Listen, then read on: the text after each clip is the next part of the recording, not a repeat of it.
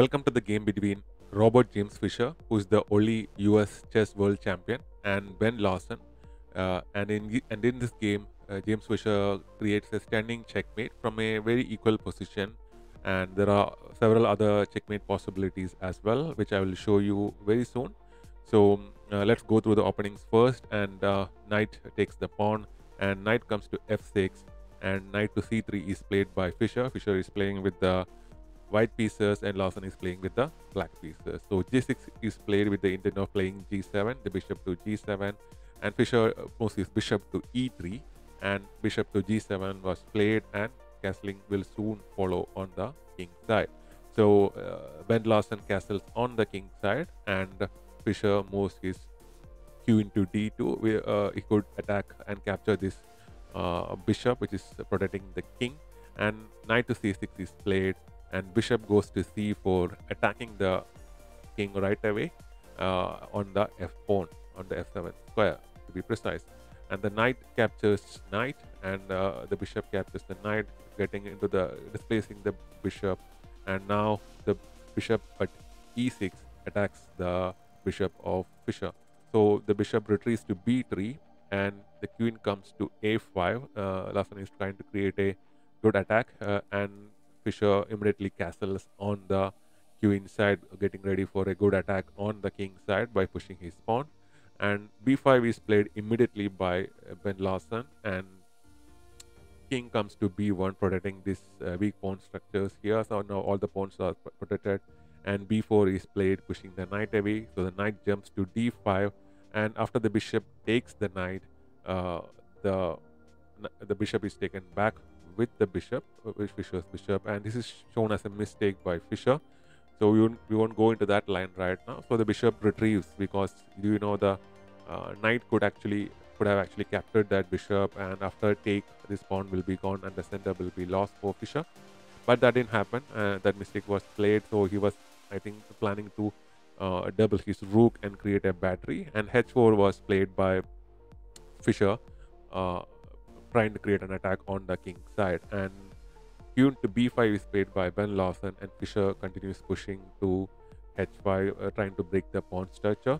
Now the rooks are double, creating a battery and creating an attack on the c2 square, and which is well protected by the bishop there. And now the pawn captures, and the pawn captures back basically, and g4. Fischer continue moving his pawn on the king side, and Larsen does the same and pushes his pawn to a5. So once this pawn is pushed, the bishop have only one square to go to, and if you go there, you will be losing your a pawn.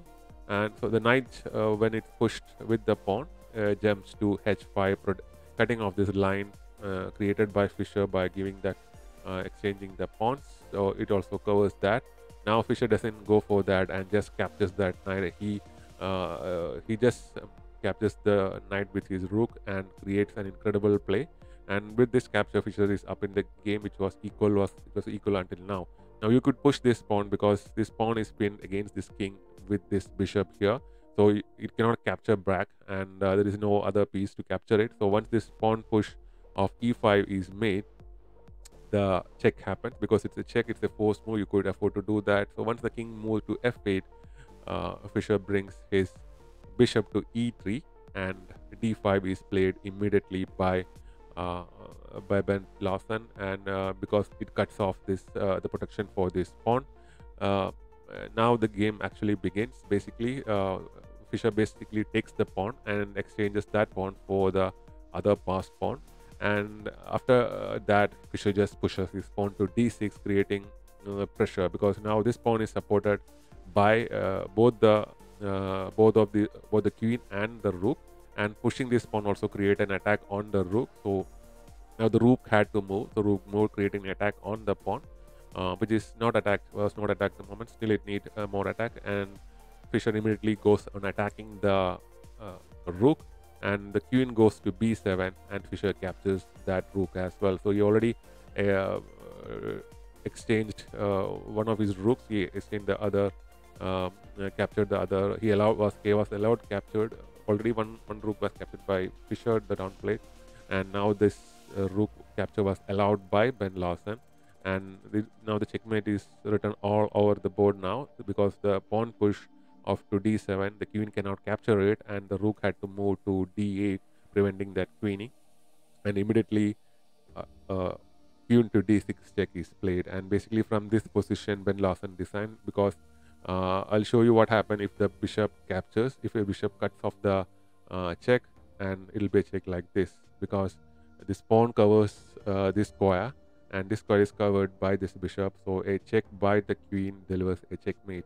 And if, let's say, the king moves away to this position, the check will have the rook will come to g1, create a check, and once the bishop is captured, the queen will capture the pawn, the passed pawn, and the check will happen. And now the check, you need to close the check with your queen. When the queen comes in, Fischer won't go for the queen exchange, and he immediately captures the pawn. So now there is only one way for the queen, and it's in a checkmate. So there were actually other earlier checkmate opportunities according to Fischer. So here g4 was played. So Fischer, instead of doing that, he could have just captured like this, and after the queen comes to h6, let's say this pawn is pushed to e5, you can capture this pawn. You cannot capture back with your queen, because that pawn is again pinned with this bishop. So it's a check, and the king had to move, or the bishop had to cover the check. So bishop covered the check, and then Fischer plays a rook to h7, which basically you cannot take it because the queen supported, and you cannot take the queen because the pawn is pinned basically. So all other pieces are basically stuck attacking the king. There is no protection for the black king here.